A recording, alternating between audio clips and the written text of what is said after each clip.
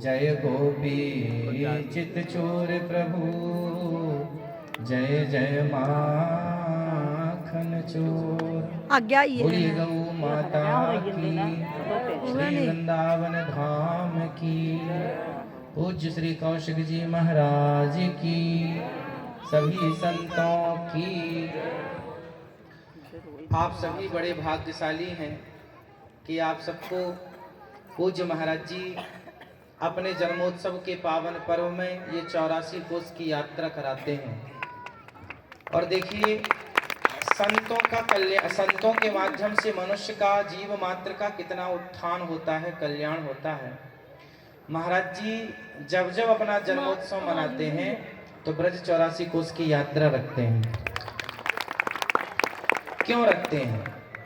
वो इसलिए रखते हैं कि हम जन्मोत्सव मना रहे हैं इसलिए कि प्रभु, हम तो धाम में रहकर गौ माता की सेवा करके जन्म और मृत्यु के चक्र से बच रहे हैं, परंतु आप सभी लोग इतने अधिक मात्रा में तो गौ माता की सेवा कर ना पाओगे। आप सब जीव मात्र इतने अधिक पुण्य हम सब कर नहीं पाते, तो क्या करें कि हम भी वही गति प्राप्त करें जो बड़े बड़े साधु संत, बड़े बड़े जपी तपी करते हैं। तो वो आप सबके कल्याण के लिए 84 कोस की परिक्रमा कराते हैं कि 84 कोस की परिक्रमा करेंगे तो आपको भी उसी पुण्य की प्राप्ति होगी जिस पुण्य की प्राप्ति बड़े बड़े संतों को यज्ञ जप तप करने से प्राप्त होती है। इसलिए 84 कोस की परिक्रमा आप श्री हर वर्ष कराते हैं और अपने जन्मोत्सव के उपलक्ष्य पर ही, जहाँ तक मुझे स्मरण है, वो कराते हैं। इस बार भी आप सब जन्मोत्सव के पर्व में 84 कोस की परिक्रमा कर रहे हैं। ऐसे पूज्य महाराज जी, जो सभी संतों ने कहा कि महाराज जी के द्वारा जितनी बढ़िया गौ माता की सेवा हो रही है वह अद्भुत है, प्रशंसनीय है। इसमें कोई आश्चर्य नहीं है कि पूज्य श्री कौशिक जी महाराज जी, जो कि संत शिरोमणि हैं, उनके द्वारा जो गौ माता की सेवा का कार्य है वह पूरे भारत देश के लिए, ऐसे संतों को तो हम कहते हैं सरकार की ओर से सम्मानित करना चाहिए। बड़े आजकल समस्या क्या है अपने देश में कि जो उल्टी सीधी पिक्चर बनाते हैं ना, उनको भारत रत्न, कहीं फलाना, ये सब सम्मानित किया जाता है। संतों को देखिए किसी सम्मान की वैसे भूख होती नहीं है, फिर भी इससे क्या होगा, इससे ही समाज में ये मैसेज आएगा कि हम भी ऐसे कार्य करें, है ना। लेकिन समस्या ये है कि हमारे देश में संतों को, आपने आज तक के इतिहास में देखा, हर पिक्चर बनाने वाले को, सुपर डुपर स्टार जितने भी हैं, सबको कोई ना कोई सम्मान मिला है। लेकिन बताइए, संतों को सरकार की ओर से कोई सम्मान आज तक कहाँ मिला? कुछ संतों को आप छोड़ दीजिए। इसलिए जो कर रहे हैं, अब जैसे पूज्य श्री कौशिक जी महाराज जी हैं, हमारे पूज्य श्री मलुक पीठ वाले महाराज जी हैं, क्या ये संत, क्या ये संत नहीं, संत रूप में ये सब भगवान हैं। इन संतों को तो खूब, और भी जितने हमारे ब्रजमंडल में, अयोध्या के जितने श्रेष्ठ संत हैं, ब्रजमंडल के जितने श्रेष्ठ संत हैं, हर तीर्थ के जितने श्रेष्ठ संत हैं, इन संतों को भारत रत्न मिलना चाहिए। जो काम बढ़िया है, भारत रत्न से सम्मानित सरकार को करना चाहिए।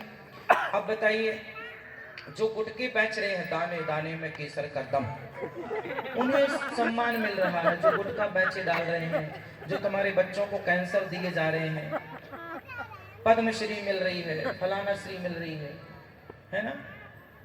और जो संत बेचारे आज भारत में, मैं देखो सबसे आखिरी में मैं ही बोल रहा हूँ ना, अभी आओ जल्दी पूरा करता हूँ, तो मैं बंद करोगे जल्दी से? अच्छा, तो देखिए, इसलिए हम आखिरी में आए थे, क्यों क्या करें, ज्यादा बोलने की आदत है। तो सबसे बड़ी बात यह है कि हमारे देश में उनका तो सम्मान है जो गुटके का प्रचार कर रहे हैं, उनका सम्मान नहीं है। आज पूरे भारत में आप देख लीजिए, ये फैक्ट है। मतलब प्रत्यक्ष को प्रमाण की जब, प्रत्यक्षम किम प्रमाणम, प्रत्यक्ष को क्या प्रमाण दें? आज यदि भारत के साधु संत गौ माता की सेवा करना बंद कर दें उदाहरण दे रहा हूं, जो कि हमारे संत कभी बंद नहीं करेंगे। यदि भारत के साधु संत गौ माता का संरक्षण और गौ माता की सेवा करना बंद कर दें तो आपको गौ माता का दर्शन होना दुर्लभ हो जाएगा। आपको दर्शन फोटो मिलेगी सिर्फ। आज गायों को किसने बचा रखा, आप ही बताइए। साधु संतों ने। अरे गृहस्थों के घर में गौ माता है तो किसी के घर में दो, किसी के घर में एक, कुत्ता 4-4 पाले लोगों ने, पर किसी के घर में गाय एक है और किसी मतलब 100% में से सिर्फ 10% लोगों के पास गृहस्थों में आज गौ माता है, वो भी किसी के पास 2, किसी के पास 3, किसी के पास ज्यादा से ज्यादा गांव में तो 4 और 5। लेकिन हमारे संतों के पास, किसी संत के पास 100 गौ माता तो किसी के पास 1000 गौ माता, और पूज्य महाराज जी 1 लाख गौ माता का सपना लिए बैठे। ये कौन कर सकता है ऐसे संत? अब संतों पर देखिए उंगलियां तो खूब उठाई जाती हैं, आप उठा लीजिए, आप तो गाली भी दीजिए, कोई दिक्कत नहीं है, लेकिन इससे होगा क्या? क्या संत हमेशा गलत ही रहे हैं? यदि कुछ सही कार्य संतों से हुआ है तो उन अच्छे कार्यों का संतों को, यदि गलत कार्यों की सजा मिली है तो अच्छे कार्यों की सराहना भी तो मिलनी चाहिए।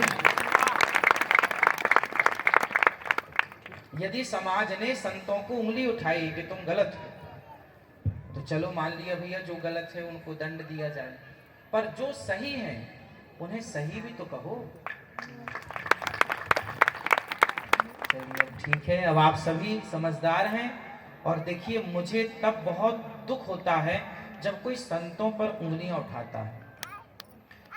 हम संतों की अच्छाइयां देखिए, हम तो संतों के बीच में उठते बैठते हैं, हमारा तो रोज का पूज्य महाराज जी के चरणों में इनकी चरण रज को हम रोज प्राप्त करते हैं। जितने भी यहाँ संत जन बैठे हैं और जितने यहाँ बैठ के अभी प्रस्थान कर गए, उन सभी संतों की चरण धूलि में ही हम खेलते हैं, उनके चरण रज में खेलते खाते हैं, पलते बढ़ते हैं और बचपन से पले बढ़े हैं। हम संतों को खूब जानते हैं, हम संतों की सेवा खूब किए हैं, चरण दबाने से लेकर उनकी लंगोटी धुलने तक की सेवा किए हैं। हम जानते हैं कि संत कितने निश्चल होते हैं और संत अपने लिए कभी नहीं जीता। अच्छा बताइए पूज्य कौशिक जी महाराज जी का क्या परिवार है? आप सब, हम सभी उनका परिवार है, गौ माता ही उनका परिवार है। कौन सा स्वार्थ, अपने कौन से महल बना रहे हैं? महल बना रहे हैं, देखो गायों के महल बने हैं। आप घर में नहीं रहते होंगे इतने बड़े, जितनी बढ़िया गौ माता रह रही है। तो संत आग लगी आकाश में, बरस रहे अंगार, और संत न होते जगत में तो जल जाता संसार। इसलिए संतों के प्रति सम्मान भाव रखो। दुनिया में हम कहीं भी जाएं, हम इंग्लैंड गए, वहां हमने देखा लोग संतों के प्रति खूब सम्मान वहां के लोग करते हैं। लेकिन भारत में कुछ लोग, 80% तो अच्छे हैं, आप सब लोग अच्छे हैं, जो नहीं करते हम उनकी बात कर रहे हैं कि संतों का आदर करना सीखो। संतों का आदर करना छोड़ दिया आपके बच्चों ने, इसलिए पूरी रात क्लबों में उल्टा सीधा नाच रहे हैं ये जाके।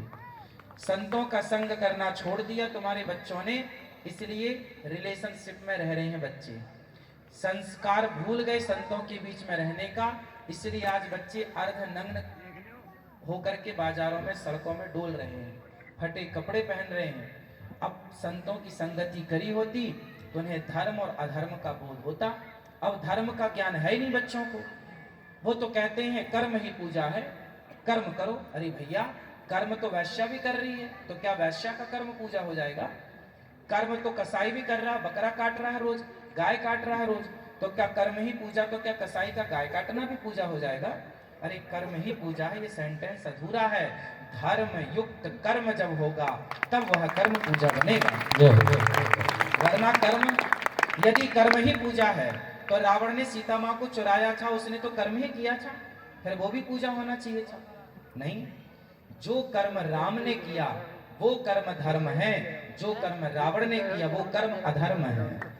इसलिए धर्म युक्त कर्म हो, अधर्म युक्त कर्म ना हो।